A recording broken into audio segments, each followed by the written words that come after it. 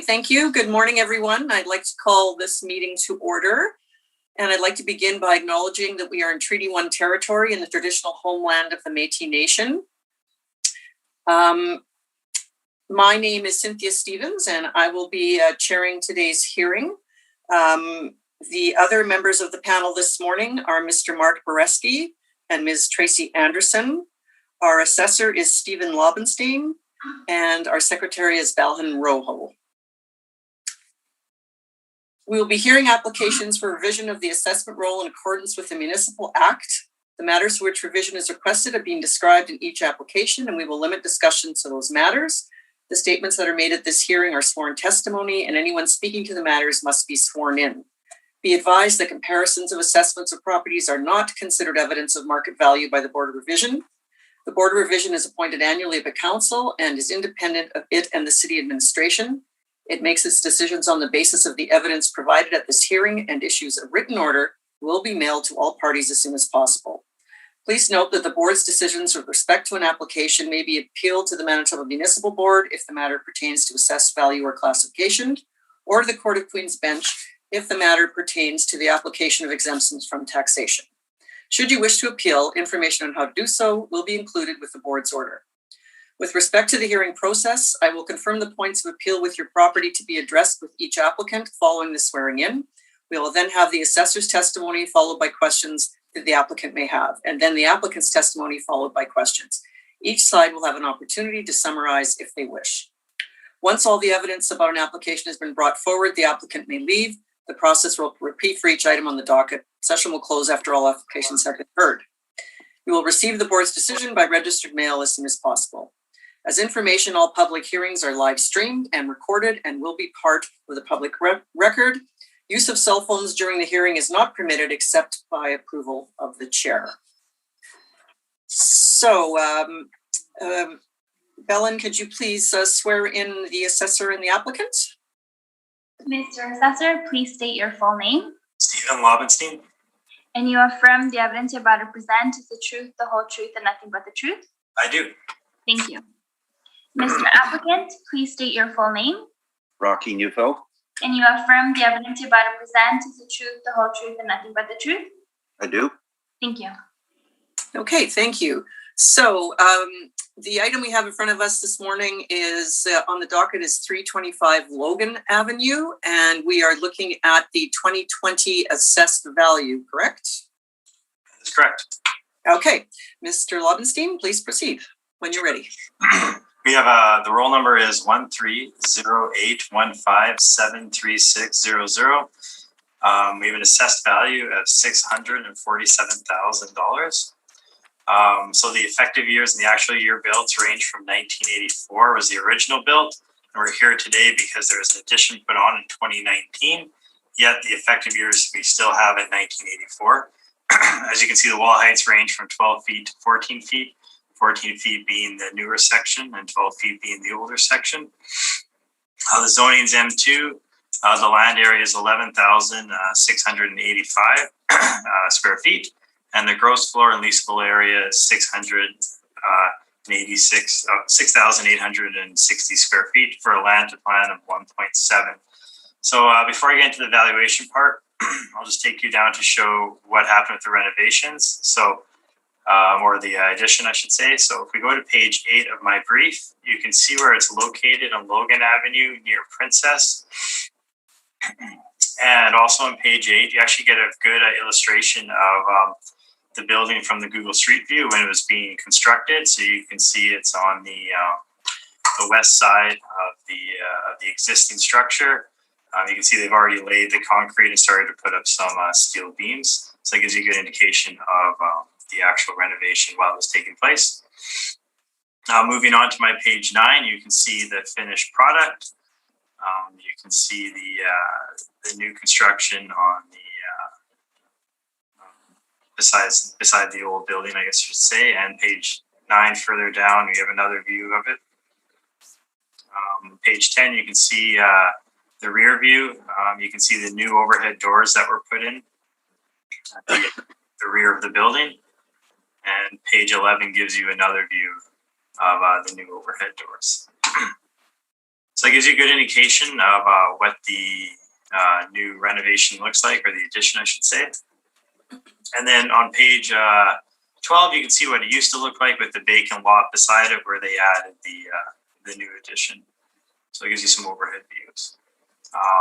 My page 13 shows you the permit, or the construction value of $120,000 for the new addition.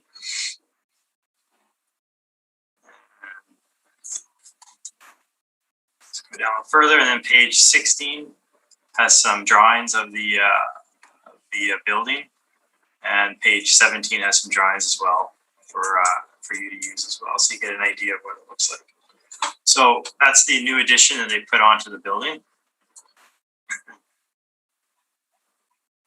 So returning to my page 2, or going to my page 2, you can see that there is a subject sales history. It sold in 2004, 2013, and the newest or most recent sales in 2016 for $550,000. Page 3 has my rent comparables. So most of these rent comparables are pretty close to the subject property, including the one on Logan and the one on Stanley. The one on Logan is pretty much directly across the street, and the one on Stanley is pretty much right behind the subject property. We also have some on Winnipeg, Erin, and the Gabourey. So these are all in fairly close proximity to the subject property. Their lease starts are fairly recent. They range from 2013 to 2016. The lease terms range from 5 years all the way up to 10 years. And the leased areas range from 2,170 square feet up to 9,825 square feet. So they're similar to the premises that are in the building now. Wall heights also range from 12 feet to 18 feet, and the effective years built range from 1948 all the way up to 2000. So it gives you a good indication of the wide range that this building now has for effective years. And the net rents range from $6.28 a square foot all the way up to $10.18 a square foot. So this will move us on to page 4, the valuation part of it. So you can see that we've broken it up into 2 premises. The older premise is the 4,772 square feet, and the newer premise is the 2,088 square feet. And we have a blended rate of $7.62 a square foot, and that gets our potential rent of $52,250. We're then applying a 6% vacancy, 2% expenses, to get our, and a $3.75 per square foot shortfall to get our net operating income of $46,589. We're applying a 7.2% cap rate. That's our estimated value rounded at $647,000. So carrying on to my page 6, you can see our capitalization rate table summary. And you can see that it falls within the 20th and the 80th percentile of the industrial range. That would be the second box from the top. Continuing on, page 7, we have the Municipal Assessment Act excerpt.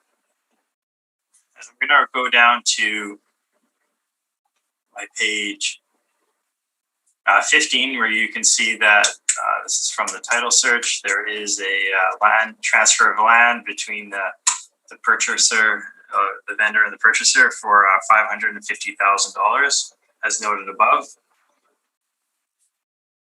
And on my page 19, we have the mailer, and it shows that it was tenanted at a net rent of $8.80 per square foot. Now, this is for the original building. This is obviously not for the new structure. So it was fully tenanted with, that looks like that lease is ending, it ended in 2020, in June of 2020. So, and then on my page 20 and 21, we have our non-recoverable expense sampling, which supports our 2% expenses. So altogether, I feel that we have a valuation of $647,000, and that's fair and equitable, and that it should be confirmed. Thank you. Thank you. Mr. Neufeld, do you have any questions? Yes, I do. Firstly, how much weight are you putting on the sale and the cost to construct? They're just there for supporting evidence. The actual weight is for the income approach. Okay. And what was the date that the supplemental was effective as of? We put it out in January 1st, 2020. Okay, so it I guess it got missed at some point from 19, and then you just caught up to it in 20, and that's as far back as you can go. Is that fair? I think that would be a fair assessment. Yes. Okay. And you talked about the building itself. Can I assume that your inspection was limited to what you saw on Google Earth? It was, well, I walked there and took those pictures that you saw, but it was not an interior inspection, just external. No. Okay. And do you know who the users are in this building? What type of operation they are right now? All I know is of the at the time of the mailer when it was sent in, picture perfect is what's on the mailer. On the mailer. I was just looking at your pictures and looking at the sides of the building. And which ones did you take? I would have taken pages 9 and 10 and 11 at the top. Okay, so on that on the older section, there's a sign. What does that sign say? That would be for lease. Yeah. For lease. Okay, so at the time you looked at it, it was for lease again. I guess I'm not. There was a sign up there, as I mentioned. The mailer states that this lease ended in. No, I just want to know. There's a sign that said for lease, right? Well, it's a multi-tenanted building, so I'm not too sure which premises were for lease at the time, as I didn't get to do an interior inspection. Right, and what date were the pictures roughly? They would have been about 2 weeks ago. I took those pictures. Okay, so May. Okay, and the income and expense form, the picture perfect. I note that it expires in August. Is that correct? It looks like August. Yeah, I can't tell that's Okay. an 8. It looks like an 8. Yeah, no, I can't read this, and I'm just wondering, does that lease start say 17 with an end in 20 in August of 20? Second here. Yeah, it looks like 17, and it looks like an 8. So August of 20. Yeah. Okay, the start in 2017, and the current owner did acquire it in 2016, correct? Correct. Okay.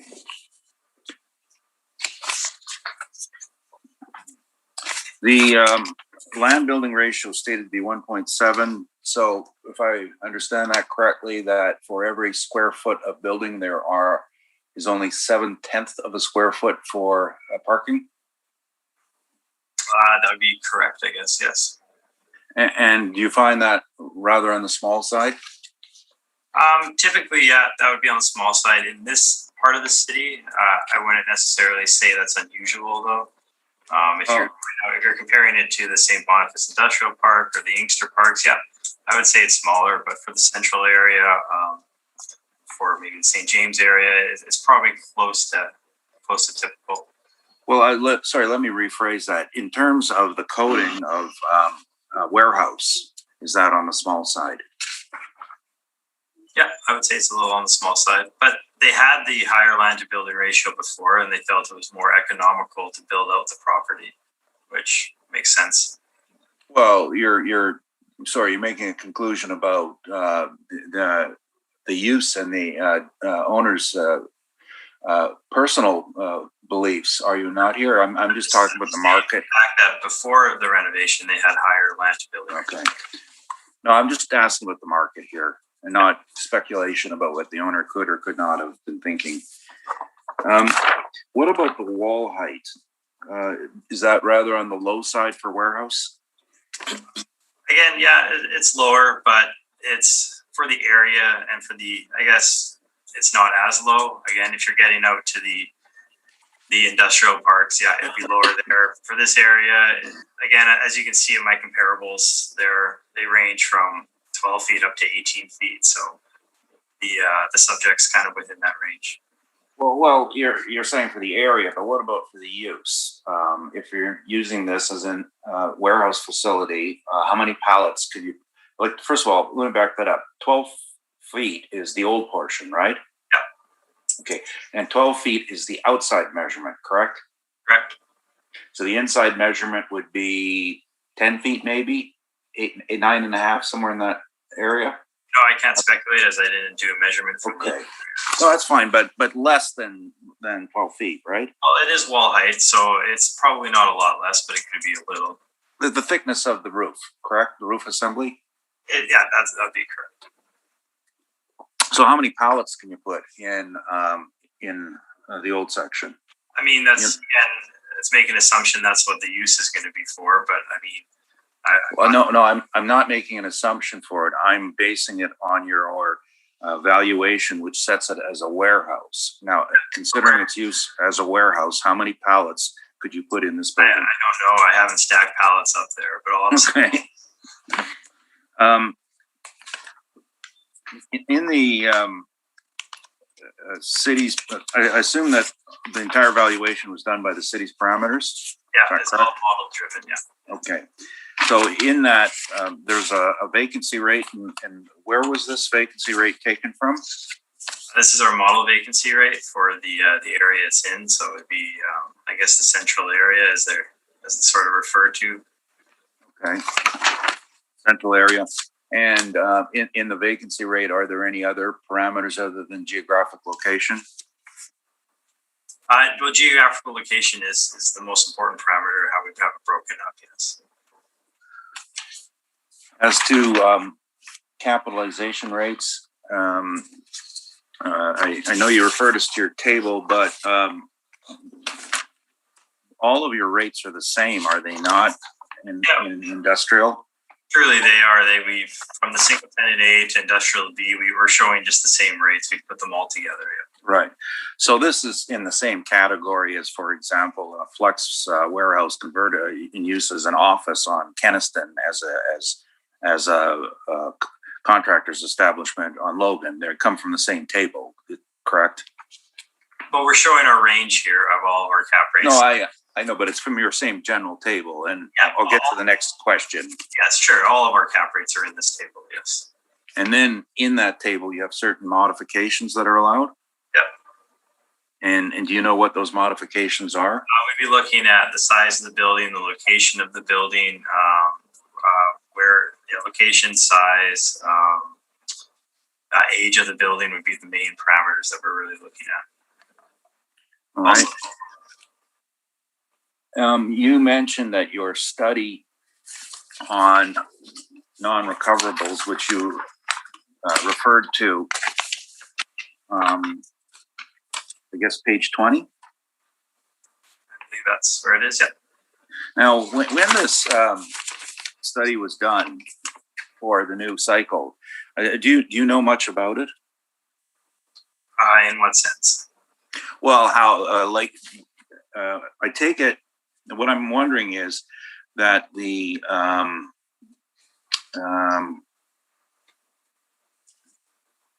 looking for the phrase here.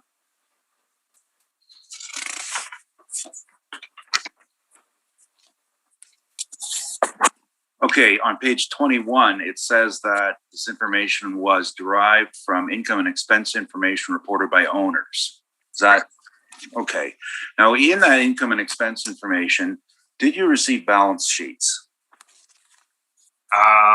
No, by balance sheets, you mean like actual accounting sheets from accountants? Well, in the financial preparation of financial reports, there's operating statements, there's balance sheets. So, do you get the balance sheets? So, as you can see on my page 18, this is what we ask for the expenses. These are sometimes filled out here. They're not actually. Right. And then also on my page 19 is where we get our lease information. So sometimes other companies will send in like balance statements or their own statements. They won't fill this out, and in lieu of that, they'll send in their own statements. Okay, and that's what I was wondering. So it's basically what's being asked for on page 18. If that's what you're asking for. Correct. Do you know generally what the non-recoverable expenses would cover? What sort of costs? Yeah, they would cover whatever the owner can't recover from the tenant. So okay, and do you know the method by which an average property owner reports those expenses? You're aware that what they do is they put them on the balance sheet so they could depreciate them and they don't show up on the operating statements? Are you aware of that? I'm not aware of exactly how they manage their accounting for every building in the city. But I guess what I'm asking is, if you don't ask for that information, how would you know that the expenses, how could you come to the conclusion that the expenses don't exist without looking at the full picture? We ask for the actual building expenses, not the business expenses, the building expenses. Well, I understand, but on the assumption that the building expense turns into something that can be depreciated, it's no longer in the operating statement. So my question is, armed with that knowledge, how can you make the decision knowing that there's a vital part of the statement you're missing? Or not asking for, I should say. Well, I mean, what we're asking for on my page 8 is basically satisfactory to figuring out the actual operating expenses of the building. Within the capitalization rate study, are you able to cite any examples of buildings in this location and what the actual cap rate was on sale? I don't have that with me. No. Thank you. Those are my questions. Thank you. Ms. Anderson, do you have any questions? No questions, thank you. Okay, Mr. Boreski? Just on your rent comparables, the Aaron Street property, that was a 5-year lease beginning in 2013. So you don't have a current one for that property? Oh, that's just the one I have there. And given that it was not current, would this be one of your more useful ones, or would you put this towards the bottom of your persuasion list? Or I think I look for a range. I know it's not as close to the effective date, but it gives you an idea of what the market is. So I think that all my comparables are fairly good for the property. It's not just the actual leases itself. It is it's obviously my oldest one, but I still think it kind of shows the market. Sorry, I would have to scroll back to find the square footage of the subject. What is it again? So the subject we have broken up into, so the total square footage is 6,860 square feet. And we have it broken up into 2 premises. The older one is 4,772 square feet, and the newer one is 2,088 square feet. Okay, so in size, these range from 2,100 to 9,800. Mm-hmm. What is the effect of size on what the square foot rent would be? Well, we see I have a 9,825 square foot one. That's the one we're talking about at 688. There's also the 6,550 at $6.70 at 318 Logan. So for the overall size, you can see it's sort of in that range. And then when you break it up into the premises, the 2,170 square foot on 1556 Aaron is $8. At the Gabourey, 3,185 square feet. This one's built in 2000 as well, is $8.75. So I tried to show in my rent comparables, I tried to break them up a bit to show, to compare them to the premises and to the overall, the blended as well. And so this grouping isn't really showing an obvious trend that the bigger the square feet, the lower the net rent, and vice versa. There's obviously lots of other factors at play here in these rents. I think the biggest factor at play here is actually the area itself. This area does not have a lot of actual net rents in this area. There's a lot of owner occupied. So to find rents in this area can be quite difficult at times. Okay, thank you. That's all my questions. Thank you. I just confirming that it's the space where the addition went on, that was already, that piece of property was already owned by the owner, correct? There was no, yeah, okay, so there was no extra additional purchase there for that? No. Okay. Okay, that's all my questions. Mr. Neufeld, please proceed when you're ready. Thank you. And I'm sorry I'm not all nice and presentable. I kind of slept in today and I was feeling a bit sick, so I'm at home. For some background on this property, the owner is the occupant of the unit on the west side. He's a contractor. He purchased the building for his own use. At the time, he took vacant possession and was intending on using it. Found out that the ceiling height didn't match what his needs. He's a contractor. He's storing construction materials. His earlier assessment on its capacity proved to be incorrect. So he came up with the idea of adding an addition on the side and renting this. So again, I'd ask the assessor a question about weight, but that's the background on it. So a year after purchase, he found a tenant, and then he began an expansion for his own use that's higher. And you can see he just missed his estimates on height requirements by a few feet. The issue is, as a contractor, they deal with lumber in normal measurements. So a 4x8 is the piece that they want to accommodate, 8 feet going upwards typically, and that side was below, barely below what he could accept. So he did make a bit of a calculation mistake on that, and then this was an attempt to mitigate his issues. The rents are not in contention, so you can note that I was not asking questions about them. You may apply the city's rent or my rent. I believe we're a few dollars apart on them. The city's lower, so if you'd like to steer that way, that's fine with me. But we were using the actual rent for the old space and an estimated rent for the other part of it. The vacancy we've applied is reflective of the building's experiences and of standards. On page 1, and I'm sorry that they're not headlined properly, but the bottom left side, it says vacancy act. That's actual. So his tenant has now departed. Now this is post reference. In 2017, it was empty. So the issue with that isn't any reliance so much on the actual vacancy, but on the difficulty of finding a tenant on Logan for a building of this type. Coincidentally, I'm actively involved to help him out to find another tenant, and there are difficulties with this property. The next is the industrial, and this is the Johnson Industrial citywide number, 7.2%.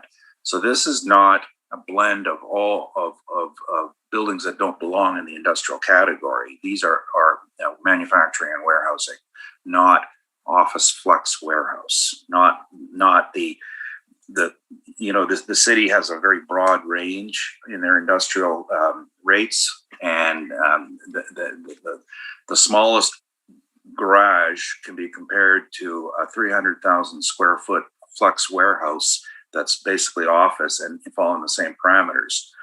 So in Johnson, we have the Johnson report, we have the actual data. So the citywide number on real industrial is about 7.2. In the central region, it's 11.1. We rounded up to 15 because of the ceiling issue and our belief that this is going to be hard to rent. By the way, the vacancy, although it was made worse by COVID, it was not due to COVID. It wasn't that at all. It was just the space wasn't great, and the tenant took a short-term lease and now is out. the non-recoverables, I was asking the assessors some questions about it, and the concept of non-recoverables, you've heard a lot about it in the last year and a half. We're now doing several municipal board hearings, and information is coming out about the way that the city collects their data. And one of the things we found out under testimony, so I can't speak to it, is that they only rely on the mailer, and they only ask for what's on the mailer.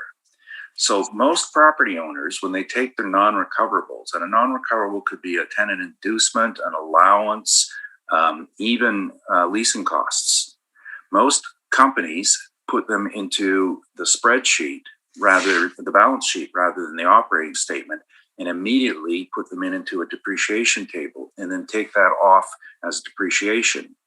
So it is an expense. It's just because the way it's categorized and the fact the city doesn't ask for it, they now believe it doesn't exist. So this will be coming up more and more as an issue where the city's concept of, well, we looked at it, they don't exist anymore. It's only because they're not asking for it anymore. So we put in a standard allowance of 5%. And when we did our own study, which was at the end of this document, we came up with numbers that were closer to 9% for non-recoverables. And that's because the data I was relying on was our property manager's data, where I had all of this information. So I think the real problem here is that they don't ask for the information, they don't use the information, but they then say it doesn't exist. So I'm sure with more investigation, we'll discover that. In terms of the amount they do allow, the city allows at 2%, which typically is a structural reserve. We're not using a 2% number. Now, a 2% number on a reserve is generally for large income producing properties. So if your NOI is $2 million, that's a good number to rely on, a percentage, because all your reserves will be based on that. In a small building like this, it's going to be based on generally roof replacement. So 25 cents a foot, and the number is pretty simple to calculate. A roof's got a life of 20 years. What do you budget to replace it by? Divide that by 20 years, divide it by the number of square feet, it's 20 to 25 cents a foot. And that's the typical amount. And that's what we've done. The shortfall we have at 540, and that was just our own calculation shown below, where again, the lower left quarter, where we did a calculation of taxes at 229, utilities, and these are the actuals, 211. Sorry, utilities are not the actual. These are the city of Winnipeg's assessment parameters for business tax. And they're actually, I hate to say this, they're fairly close to what people actually pay in utilities. It's a fairly good standardized number. The repair and maintenance is $1, which is, again, an average. Being an owner-occupied property who's a contractor, he's generally not going to be expensing himself for his own costs. So on this, a building of this type, their shortfall would be around $5 in that ballpark. So that's why we end up with an NOI that's substantially different. Vacancy, non-recoverables do count, and the shortfall is, the shortfall the city uses at 3 something. That's not bad for a 50,000 square foot warehouse where you're only using space heaters and no air conditioning, and the water usage consists of 1 toilet for the entire site because you're low man usage, but it's not appropriate for someone who's in there working every day. It's higher. So again, I think the shortcoming there is that the city's very low grouping of industrial properties. There are 10 different types of industrial properties that they should be considering and having numbers for. And we know other taxing municipalities do. So therein lies the problem with their model, is they never thought of this from the beginning. And we are a province that is not based on statutory assessment. We are based on fair market value. And therefore there is the obligation to stratify these numbers more. You can tell I've been working in Saskatchewan for a while too. The capitalization rate is the same issue, and it would be repeating myself on the qualities of the property. But first of all, it's not an investment property. It's not a desirable property. It's not populated by AAA tenants and with high ceilings. A good cap rate these days on industrial will be a minimum of 27-foot ceiling height, which gives you about 24 feet clear. 24 feet clear allows 4 5-foot pallets plus lifting space for a forklift. That's the simple math on it. That's what people look for. Minimum of 27 feet, 24 clear. Most buildings these days are going to about 32 to get about 29 clear, allowing higher space. That's what's hot in the market now in industrial is high cube space, not a low space. And the uses are very, very limited. And of course, there's absolutely no room to turn a semi-trailer around. So it begs the question, if you're using an industrial parameter, you should have room to unload a semi-trailer. And you can see from the overheads that the biggest you're going to get in there is probably a 24-foot truck, which is the contractor's truck. So we've actually changed our usage from, rather than a warehouse, it's more of a contractor's establishment, which is a quasi-office partial storage usage. The market for that is different. As far as actual cap rates on page 32, we have some relatively inferior rates from different parts of town. 32, the middle of the page, 367 Poplar, which was a similar type of low ceilinged warehouse, which capped around between 10.4 and 10.6, depending how you did the calculation. This had more tenants in it, but that's what you would expect to see in the neighborhood. Below it is 51 Aikens, which was a manufacturer. It's very low on land, and I said it's an open lease. It's basically was brought to the market and said, we want to sell it, and we'll lease it from you, and we'll set the number from the lease. And it worked out to 11%. Regardless what anyone may comment on that, that's a real cap rate sale because it was all based on the numbers. And at the bottom, we have 1375 Richard, which is a low ceilinged, it's mostly car service, but the heights are the same. And Richard, this is located next to the old City of Winnipeg landfill site off Aaron and Wall in that neighborhood. So the two of these, now there were elements of owner occupancy in this sale, and there were elements of a family transaction. However, they went to the trouble of getting third-party analysis done on it to determine sale prices, and it was based on the income at 8.75. So we think that sale probably deserves the greatest weight on that, both in time and style of building, location factors, and that's why we're at 8.5%. Thank you. That's my presentation. Thank you. Mr. Lobenstein, do you have any questions? Just a few. So I just want to clarify. So is the owner in the new part, or is he in the old part of the building right now? He's in the new part. But he was in the old part before.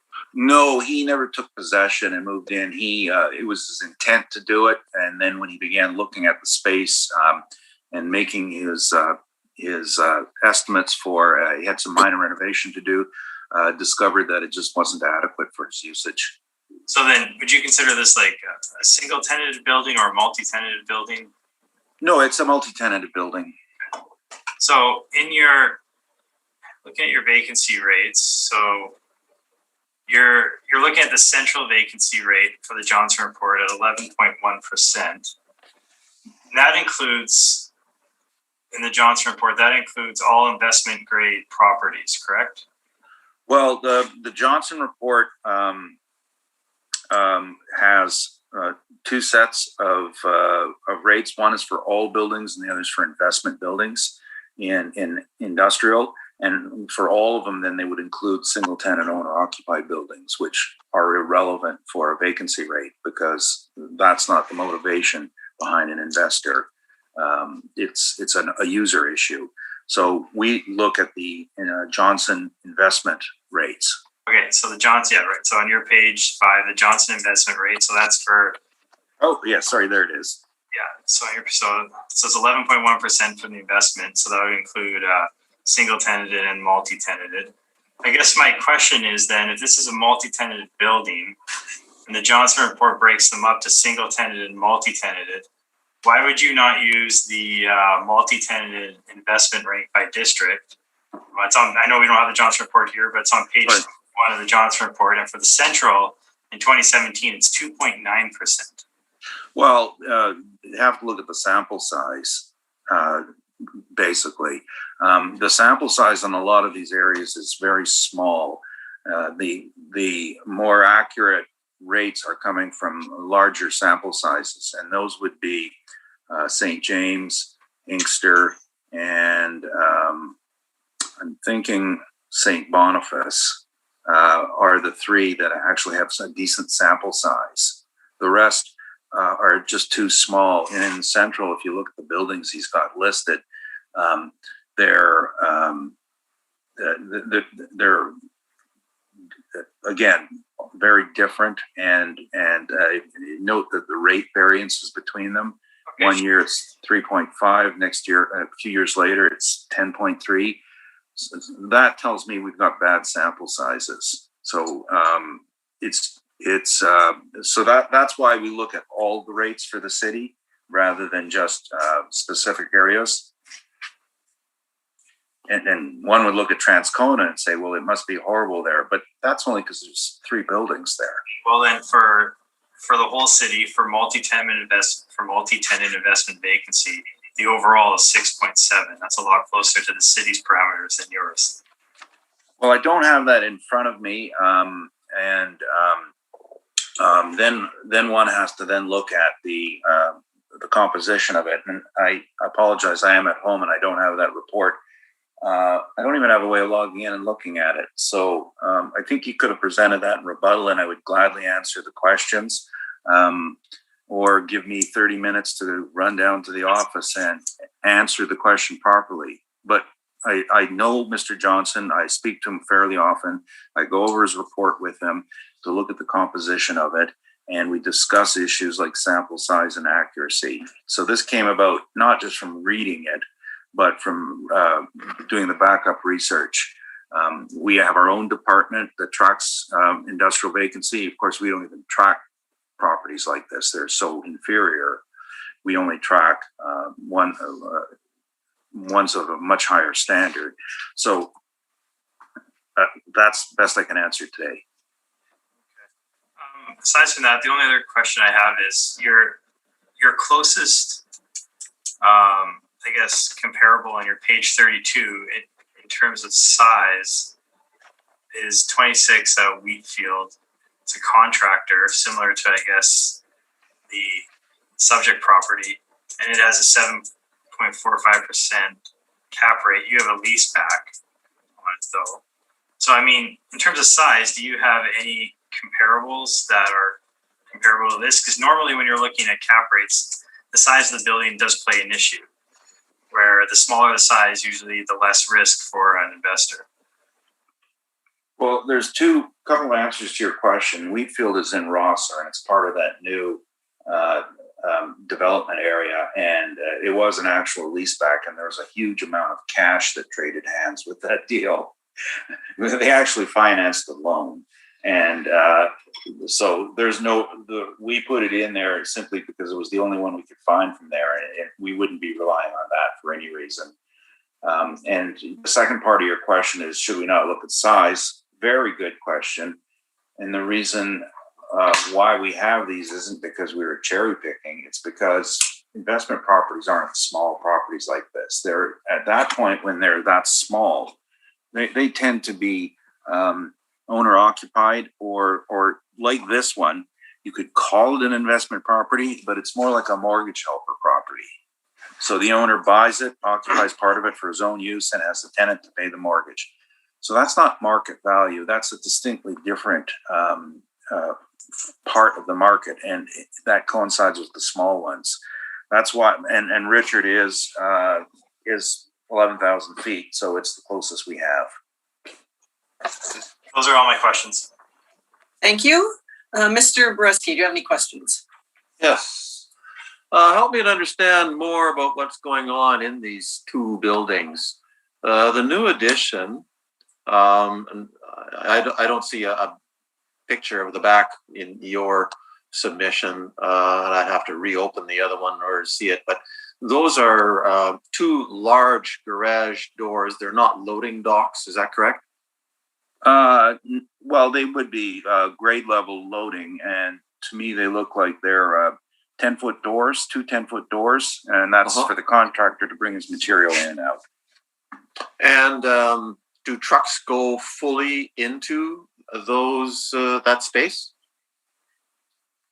I haven't observed it, but I don't think it's big enough for most trucks. When you look at the pictures in the back, maneuvering space is limited to looks to be about 40 feet at the rear, so that limits us to a 24-foot truck. So what's being brought in there? Like lumber, doors, windows,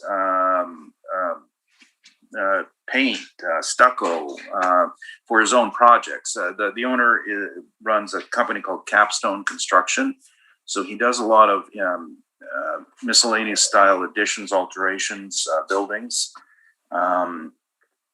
And he's been actually fairly active in the inner city area with Center Venture, buying and developing small sites like this for contractors and small industrial type users. So it's just his own building material. I see. And is there a forklift truck in there and he is storing things up high in the upper levels? No forklift. Okay. Now, what about the original building?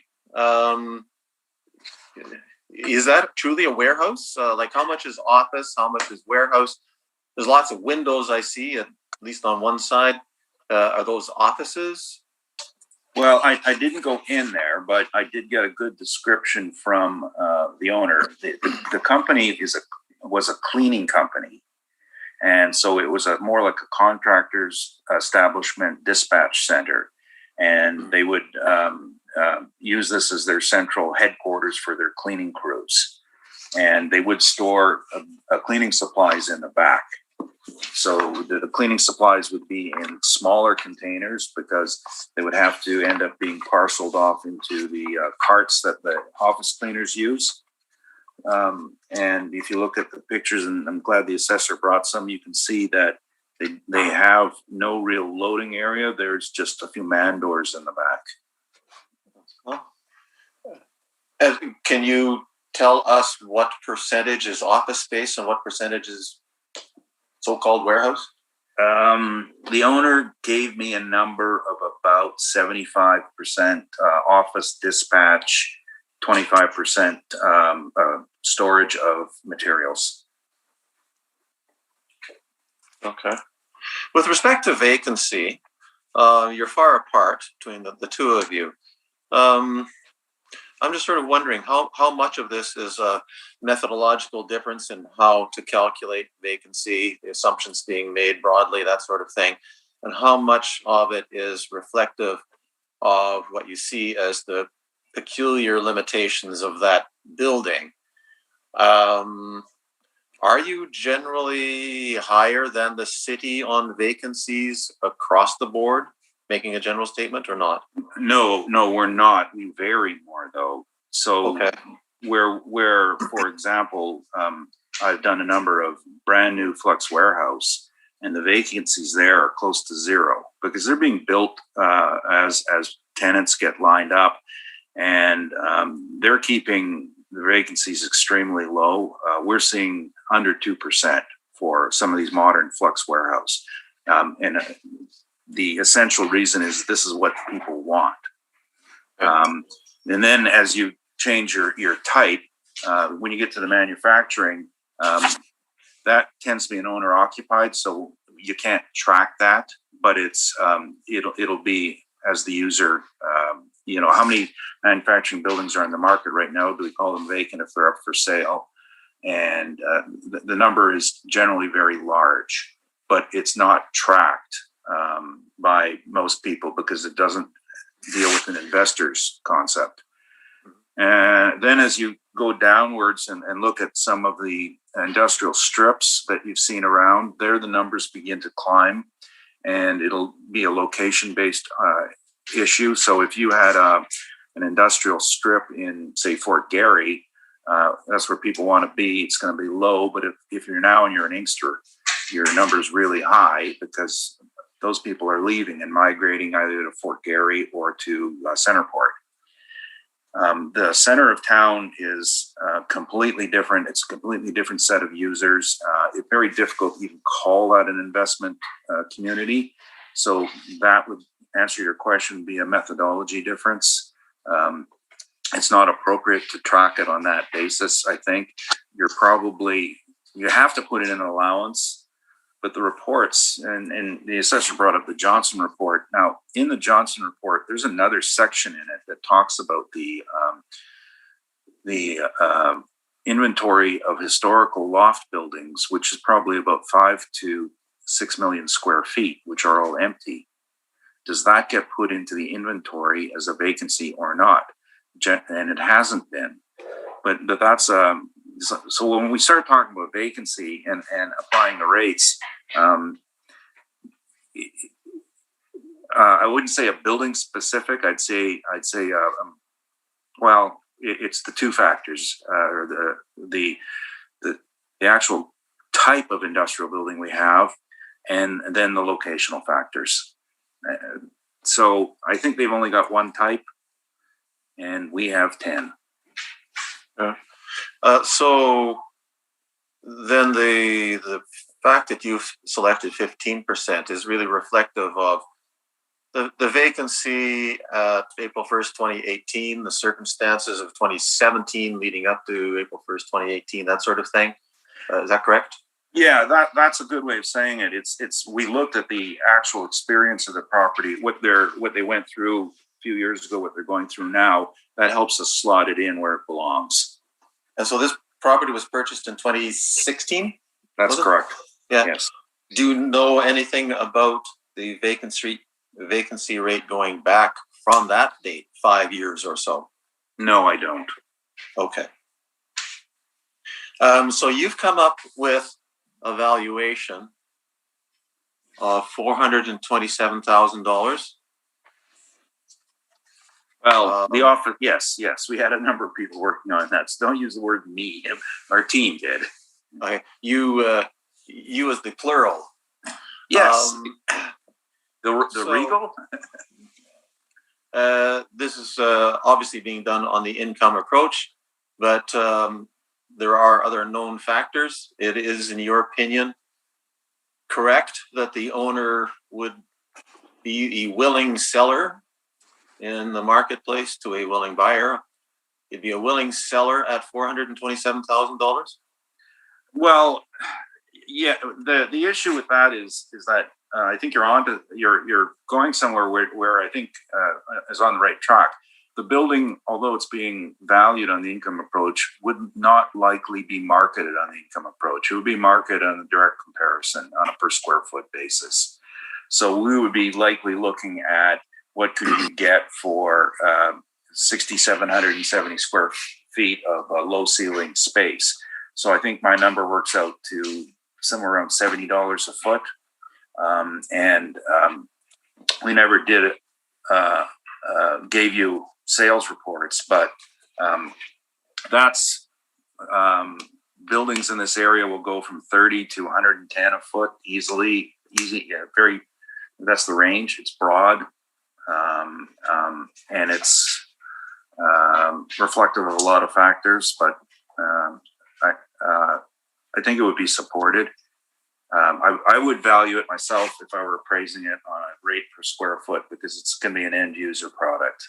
The income approach doesn't carry to these small owner occupied buildings very well, but issue in Manitoba is our equity isn't based on the value. Our equity is based on the methodology. So if everyone's using the income approach, we've got to use it for everyone.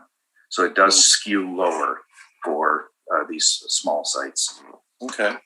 So a building like this that is 75% office, 25% storage. I don't think you could call that warehouse storage. Right. Is that more typically owner occupied or more typically rented to a single tenant or multi-tenants? In this neighborhood, it would be generally an owner-occupied site. The tenanted spaces in this neighborhood tend to be base level accommodation. Someone who's looking for inexpensive space and don't need a location near a good retail location or a good walk-up location. So it's a better quality, appealing to that. Across the street, we have a number of properties we're aware of where they're asking, $3-4 a foot because this is base level. Going to do car repair or something in there. All right. Okay, that's my questions. Thank you very much. Thank you. Tracy, do you have any questions? No, I don't at this time. Thank you. Thank you. Can you confirm when the most recent tenant did vacate? Sorry, I didn't write it down. I heard you say it and then I didn't write it down. He vacated a month and a half ago. He was on a 1 year reduced rent and then he vacated. So it's up for it's a vacant possession, or sorry, it's vacant now. But that's, so it's turned over twice since the owner purchased the building. That's correct. Okay. And just for my own edification here, the new addition is can you move between the two buildings, or are they two separate? I don't think you can. I think the assessor's got some nice plans in there. Let me see if I can read anything into it. No, I don't see an access port between the two.